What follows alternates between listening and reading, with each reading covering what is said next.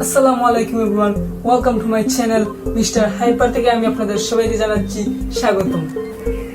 আজকে আমার ভিডিওর বিষয় হচ্ছে doctor Mohammad Yunus. My name is Mohammed Yunus. যিনি বর্তমানে বাংলাদেশের প্রেসিডেন্ট। এছাড়াও তিনি একজন সামাজিক উদ্যোক্তা,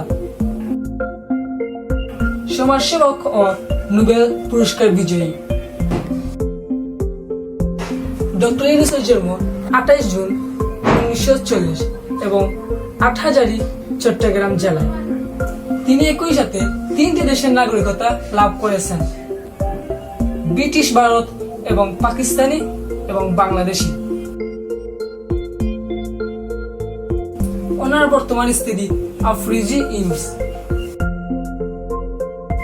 তিনি 2006 সালে গ্রামীণ ব্যাংক প্রতিষ্ঠা করেন। এছাড়াও তিনি ক্ষুদ্র ঋণ ধারণা প্রেরণার জন্য নোবেল পুরস্কার লাভ করেন। এছাড়া ডক্টর মোহাম্মদ ইউনূস বিশ্বের বিভিন্ন দেশ থেকে বিভিন্ন পুরস্কারে পুরস্কৃত হয়েছেন।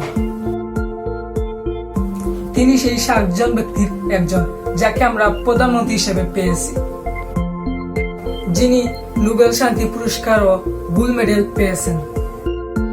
ডক্টর মোহাম্মদ ইউনূস একজন লিজেন্ড। তিনি একজন বাঙালি।